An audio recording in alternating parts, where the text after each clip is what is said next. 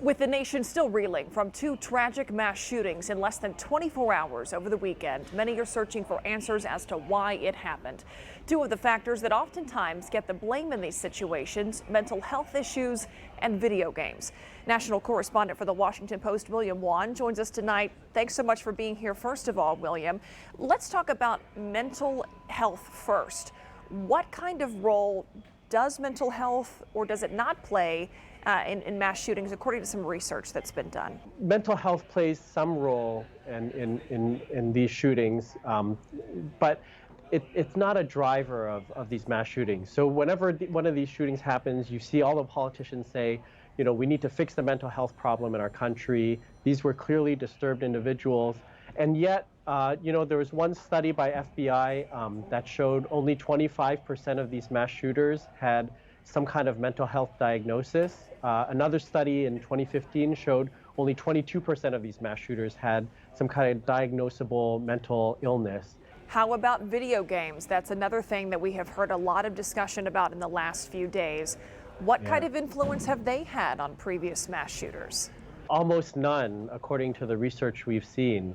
You know, video games have been talked about as a problem with these mass shootings ever since all the way back to Columbine, if you think to 1999. And yet, when, you know, over 2 decades of research, the correlation between violent video games and mass shootings is almost, you know, there's no statistical link to it.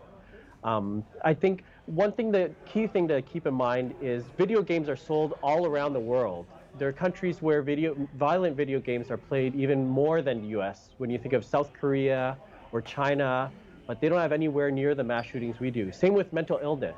There's mentally ill people in every country of the world, but US is the only one with mass shooting after mass shooting at the rates that we have.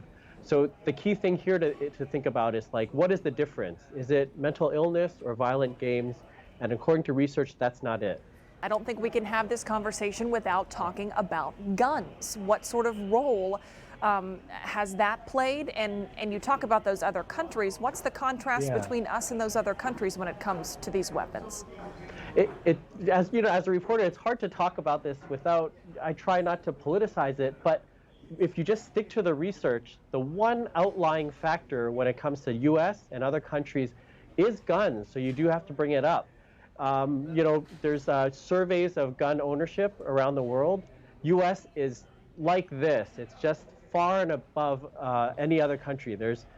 For every 100 people in the country, there's something like 120 guns in America.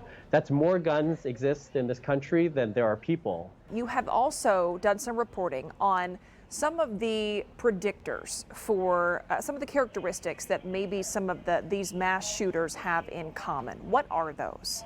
Sure. So I talked to a lot of forensic psychiatrists. These are people after the mass shootings that when the shooter is still alive, they interview them at length for hours and hours.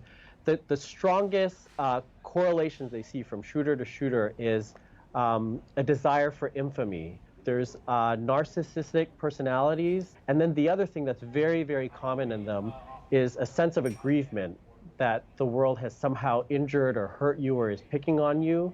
And then there is also this whole question of access to guns. Often they own them themselves or have very easy to access to guns from someone in their family. It's a tough conversation to have, and one that, you know, I bet we both wish we didn't have to. But here we are again. William Wan, thank you so much for being with us tonight. I appreciate it.